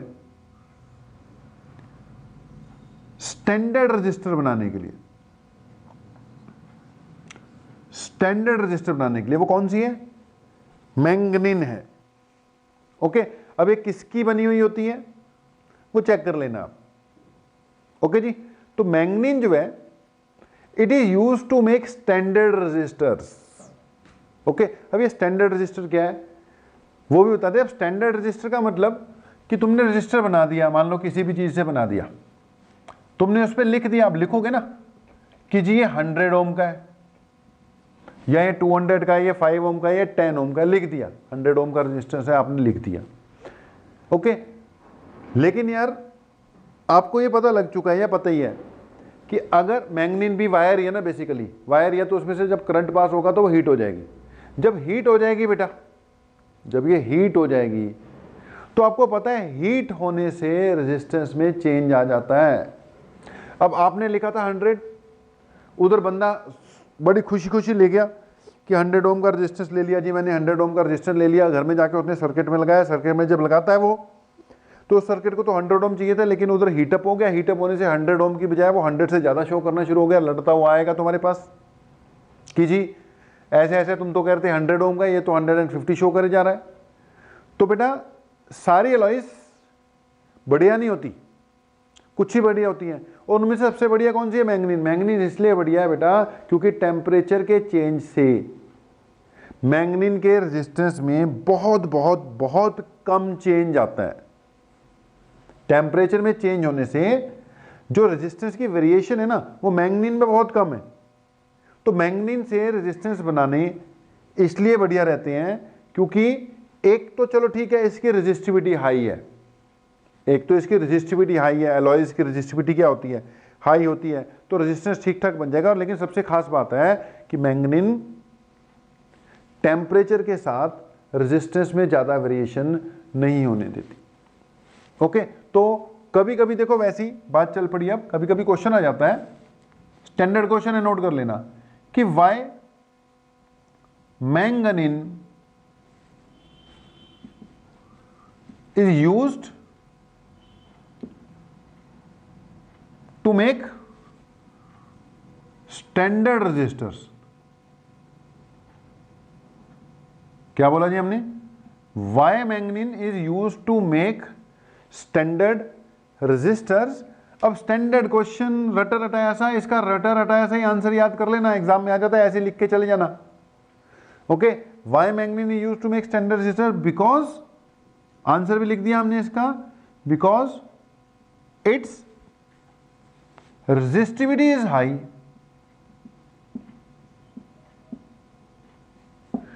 and it is very less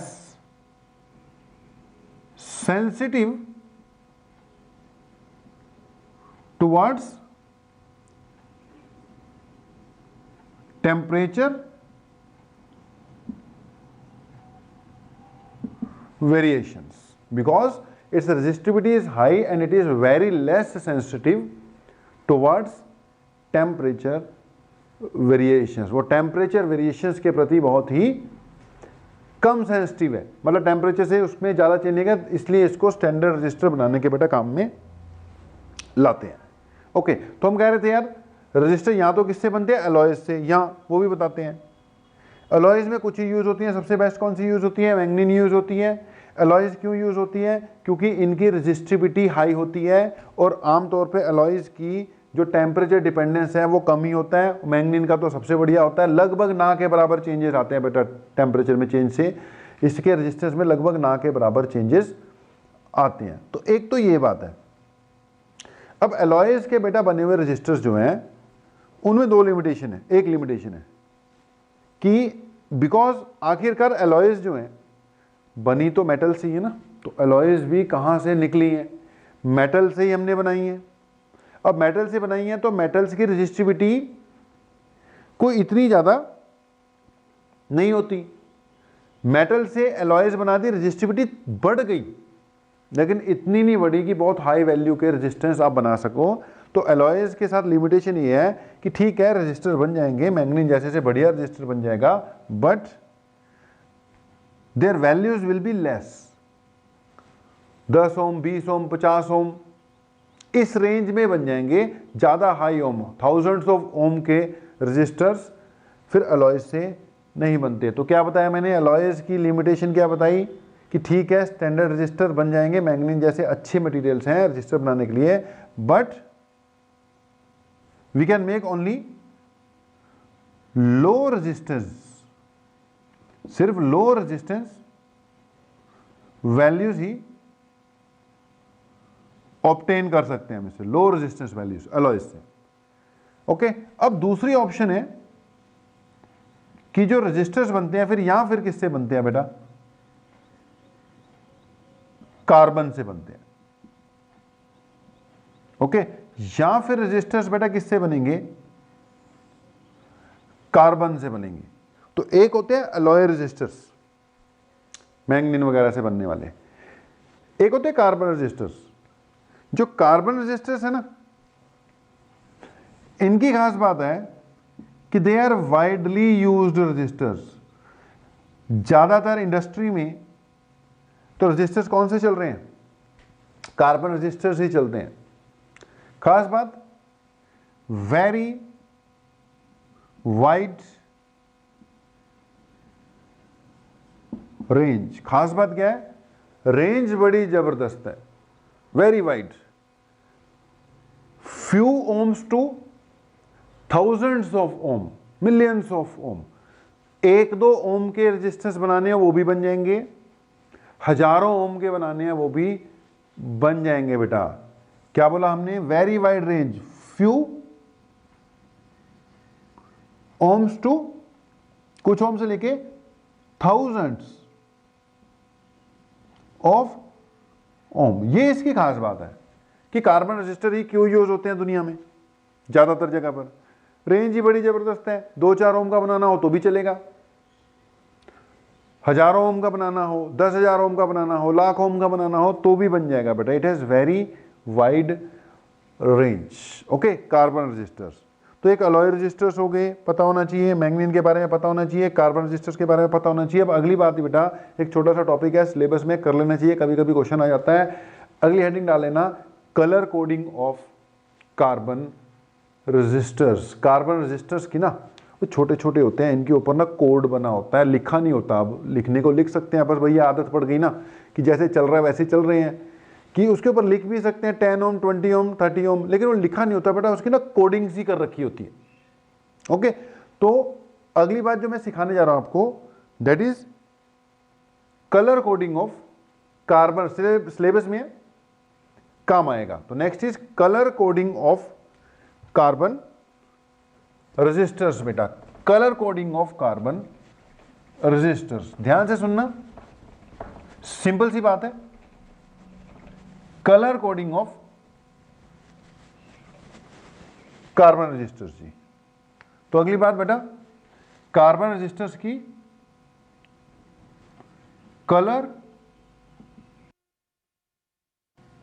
okay.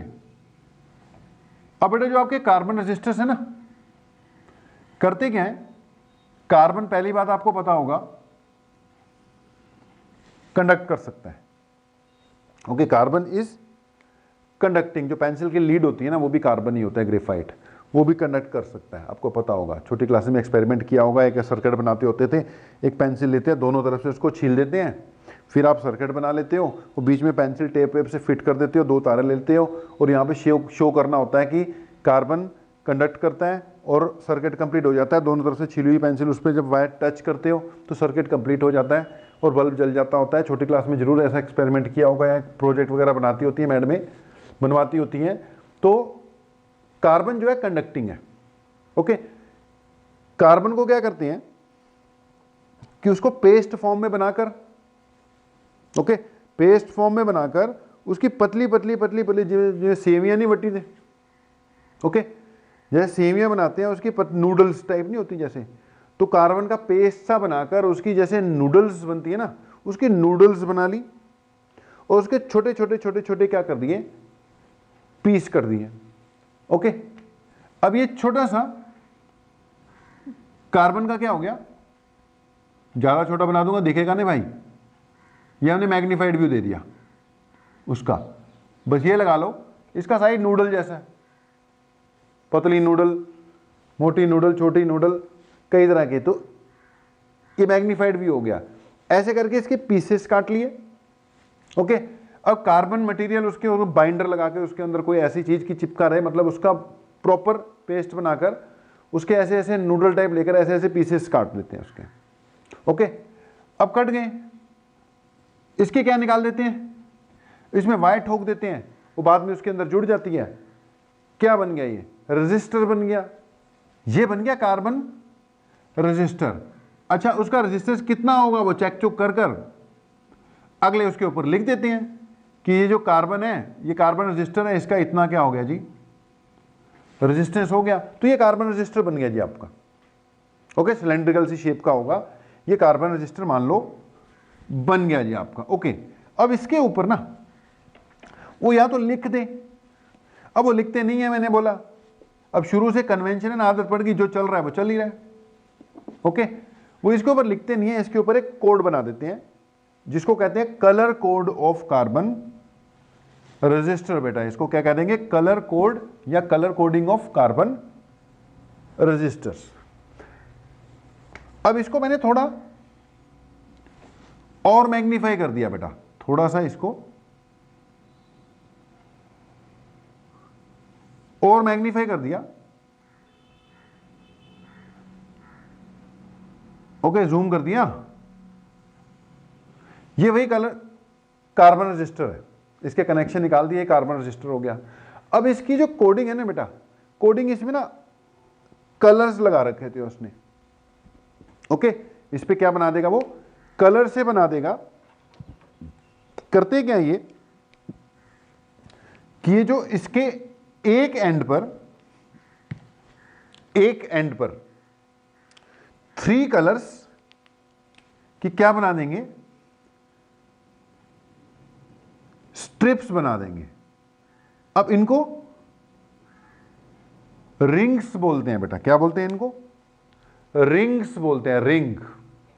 Ring किस लिए बोलते हैं कि अगर ये सिलेंड्रिकल शेप का है, ये मान ले सिलेंड्रिकल शेप का है, इसके ऊपर ऐसे करके मैं लाइन बनाऊंगा, लाइन तो सिलेंड्रिकल शेप है तो लाइन जब पूरी सर्कुलर सी हो जाएगी तो रिंग बन जाएगा ना, इसलिए इसको क्या बोलते हैं, रिंग वर्ड यूज करते हैं। ओके, तो इसके एक एंड पर 3 रिंग्स होंगे, 3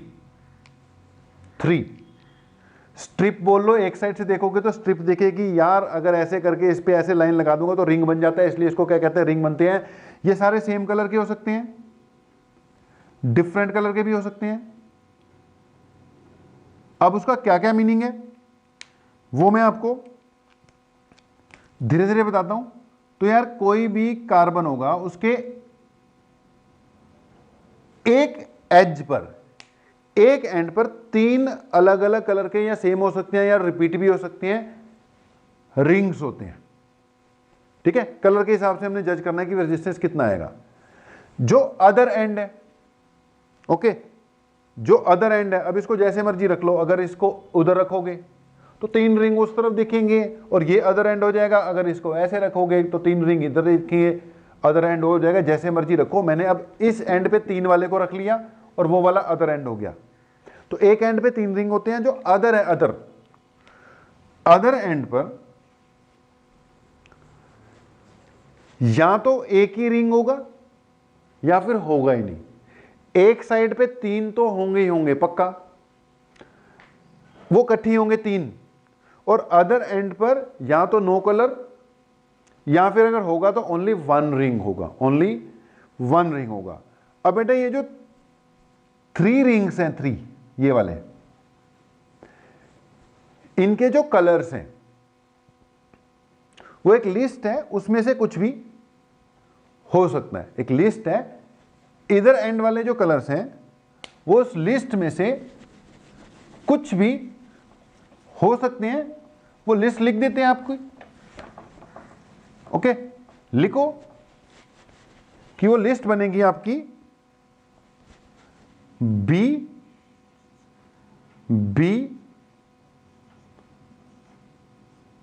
रॉय। क्या लिखना है आपने, बीबी रॉय। ऊपर से शुरू करते हैं यार, यहां लिखना है आपने बी बी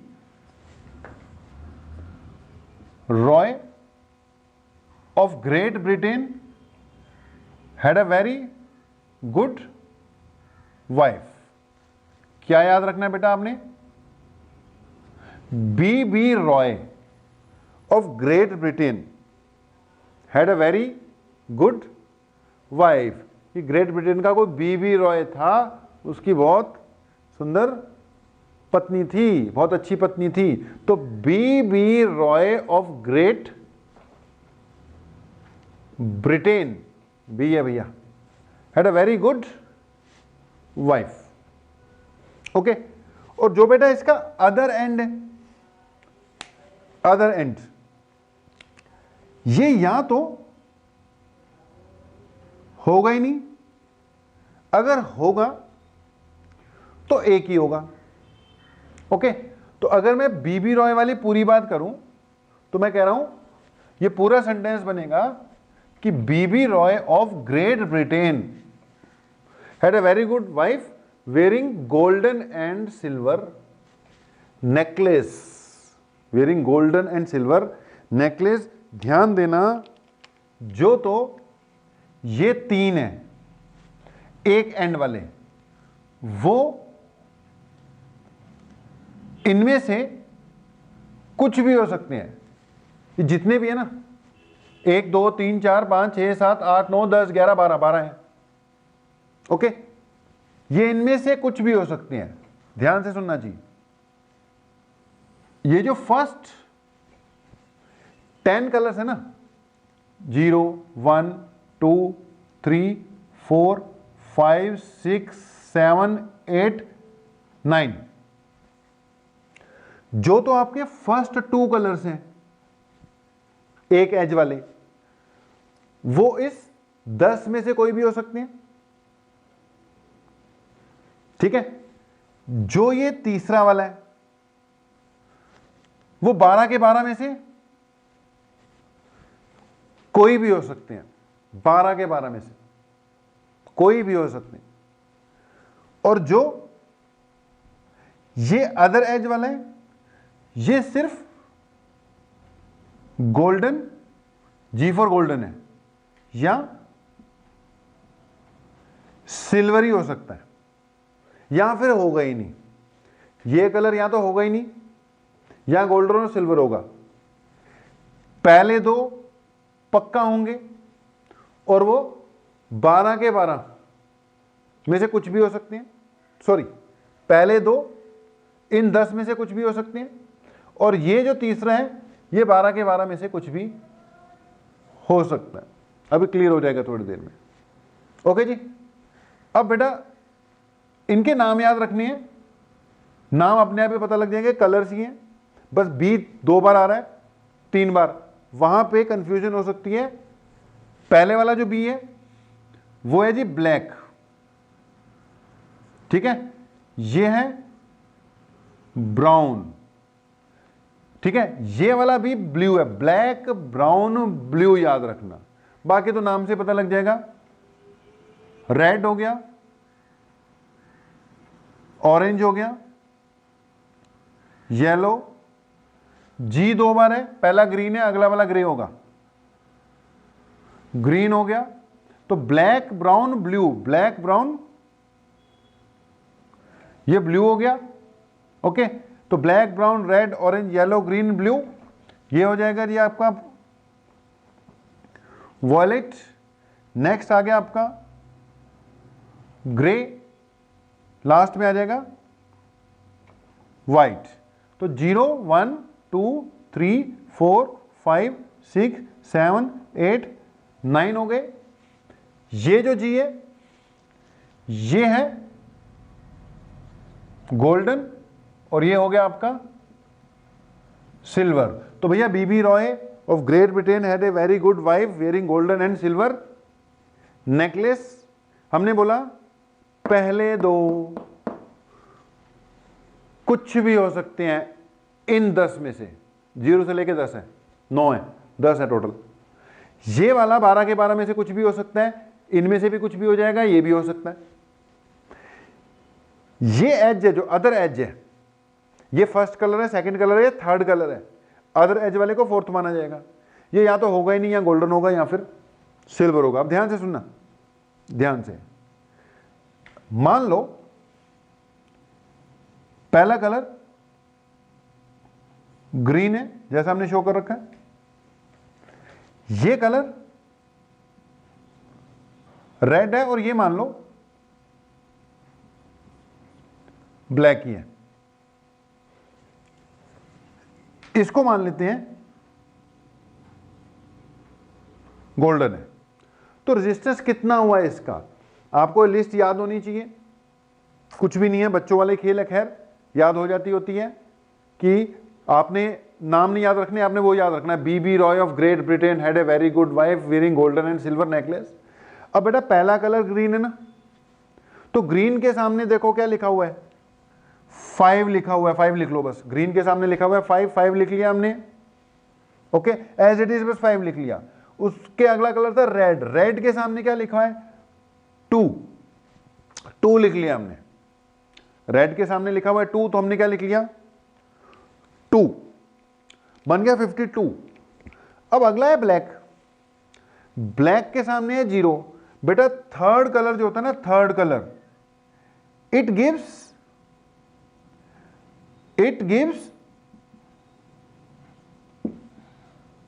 10 की पावर, ये क्या प्रोवाइड करता है हमें, 10 की पावर प्रोवाइड करता है। अब ये है ब्लैक, ब्लैक के सामने 0, तो इसका मतलब मुझे क्या लगाना था, थर्ड कलर गिव्स 10 की पावर, ये 10 की power 0, okay.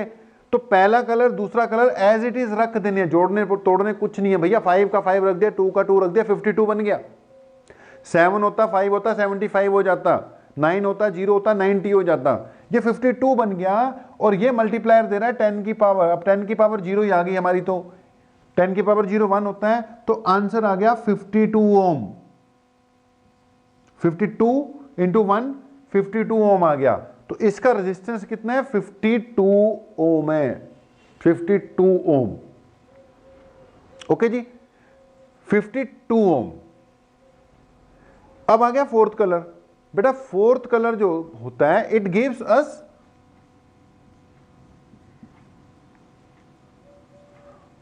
Tolerance, it gives us tolerance. Tolerance मतलब एरर कितनी है।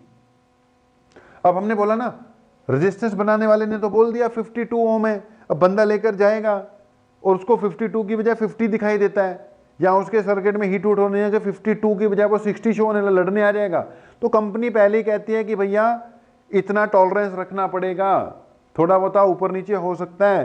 तो अगर यहां पर फोर्थ कलर, मैंने बोला या तो होगा ही नहीं, या गोल्डन होगा या सिल्वर होगा। अगर ये गोल्डन है तो कंपनी कहती है जो भी वैल्यू मैं कह रही हूं उसमें से 5% ऊपर नीचे हो सकता है। 52 का 5% निकाल लो, 52 का जो भी 5% आया बेटा, वहां तक प्लस 5% तक भी हो सकता है, माइनस 5% नहीं, ऊपर नीचे हो सकता है। अगर सिल्वर लिखा हुआ है, ये अगला कलर सिल्वर था, तो कहता है प्लस माइनस 10%, 10% का ऊपर नीचे हो सकता है। और अगर कोई कलर ही ना हो तो उसका मतलब है इसका टॉलरेंस कितना है, 20%, यानी सबसे लो क्वालिटी का है, 20% तक ऊपर नीचे जा सकता है। तो बेटा जो फोर्थ कलर है, फोर्थ, वो तो 10 की पावर देते हैं ना। अगर तो फोर्थ कलर 0 से लेके 9 के बीच में है तो 10 की पॉजिटिव पावर्स होंगी। अगर ये गोल्डन है फोर्थ कलर, तो मतलब 10 की पावर -1 लगेगा। और अगर ये सिल्वर है फोर्थ वाला कलर, तो इसका मतलब 10 की पावर -2 लगेगा जी। गोल्डन है तो 10 की पावर -1, सिल्वर है तो 10 की पावर -2। एग्जाम्पल के तौर पर अगर ये तो ग्रीन ही होता, ये रेड ही होता, लेकिन ये मान लो ब्लैक की बजाय गोल्डन होता। अगर बेटे ब्लैक की बजाय गोल्डन हो जाता तो ये तो ग्रीन ही है, ये 5 आता, ये रेड ही है इसलिए 2 ही आता, लेकिन फोर्थ कलर क्या है? गोल्डन। फोर्थ कलर गोल्डन है। अब गोल्डन का मतलब 10 की पावर -1, यानी ये बन जाता 5.2 ओम बन जाता। तब ये कितना रेजिस्टेंस होता जी? 5.2 ओम का रेजिस्टेंस आता है। ये उम्मीद है समझ में लगा ही होगा। अब अगर फर्स्ट सिचुएशन थी 52 इंटू 10⁻0 आया था और ये कलर गोल्डन था, तो आंसर आता 52 ±5%। अगर फर्स्ट सिचुएशन थी गोल्डन की बजाय पहले दूसरा कलर था ना यहां पर ब्लैक, और फोर्थ कलर सिल्वर होता, तो ये आता 52 ±10%। और अगर कलर होता ही ना चौथा वाला, तो ये आता 52 ±20%। आंसर तो 52 है, लेकिन वो कहता है ऊपर नीचे भैया हो सकता है, ऊपर नीचे हो सकती है वैल्यू। अगर सेकंड सिचुएशन थी, सेकंड सिचुएशन में मैंने क्या बोला? ये ग्रीन है, ये रेड है और ये गोल्डन है, गोल्डन। तो रिजल्ट क्या आता? 52 इंटू 10⁻1। बेटा गोल्डन है ना, गोल्डन यानी 10 की पावर क्या है? माइनस है, तो आता 52 इंटू 10⁻1। प्लस माइनस जरूर लगाना है। अगर यहां पे गोल्डन हो जाए तो ±10%, अगर सिल्वर हो जाए तो ±, गोल्डन में 5%, सिल्वर में ±10%, नो कलर में ±20%। तो यार होपफुली बात क्लियर हुई होगी। जल्दी से एक दो एग्जाम्पल करा देता हूं, जल्दी से एक दो एग्जाम्पल करा देते हैं, फिर देखते हैं समझ में लग रहा है कि नहीं लग रहा। मान लो यार ये पहला रजिस्टर हमारा, ओके, इसमें 1 2 3 4, ये वैसे ही मैंने ले लिया रेड, ये ले लिया ऑरेंज और ये ले लिया ग्रीन, ये ले लिया सिल्वर। ओके, ये दूसरा केस ले लेता हूं, रैंडमली कुछ भी कलर रख लो यार, 1 2 3, ये रेड था, ऑरेंज था, ग्रीन था, ग्रीन। ओके, इसको मैंने रख लिया ब्राउन, ये हुआ येलो, और ये 12 के 12 में से कुछ भी हो सकता है ना। मान लो मैंने क्या रख दिया? सिल्वर, और यहां पर नो कलर रखा। ओके, एक और एग्जांपल रख लो, मान लेते हैं 1 2 3, इसका मैंने कलर रखा ऑरेंज, अगले वाले का रखा रेड, इसका रख दिया मैंने गोल्डन, और यहां पे रख दिया सिल्वर। चेक कर लो जी। फर्स्ट केस में देखो, सबसे पहले पहला कलर रेड, रेड के सामने कितना है? 2, तो यहां आ गया 2। ऑरेंज, ऑरेंज के सामने कितना है? 3, तो 23 तो वैसे ही बन गया। साथ में ग्रीन, ग्रीन के सामने कितना है? 5, तो भैया तीसरा कलर क्या देता है? 10 की पावर 5, बहुत हाई रेजिस्टेंस बन गया, 23 लाख ओम। ओके, 23 इंटू 10 की पावर 5 चले गया ये तो। ओके, अब ये कलर कौन सा है? सिल्वर। सिल्वर का मतलब जो आपका फोर्थ कलर तो टॉलरेंस देता है ना, ±10%, this is its resistance. Second वाले केस में देखो, ब्राउन, ब्राउन मतलब 1। ओके, फिर क्या आ रहा है? ब्राउन के बाद येलो ले रखा है, येलो मतलब 4, तो 14 बन गया जी। येलो मतलब 4, यानी क्या बन गया ये? 14 इंटू तीसरा कलर सिल्वर है, अब तीसरा कलर, इनमें से कुछ भी हो सकता था, अगर वो सिल्वर हो गया तो इसका मतलब 10 की पावर -2 पॉइंट्स में चले गया। लेकिन आगे नो कलर है, नो कलर का मतलब ±20%, मतलब ये कितना बना 0.14 ±20%। ये इसका आंसर आ गया जी कलर कोडिंग के हिसाब से। इसको देखो, ऑरेंज 3, रेड 2, 32 इंटू ये गोल्डन का मतलब 10 की पावर -1 ± सिल्वर 10%, ये बन गया 3.2 ±10%। यार ऐसे निकालते हैं resistance of carbon using colour coding. तो ये क्या थी यार आपकी पूरी colour coding of carbon resistors. इसको देखो, बाकी काम बाद में करते हैं।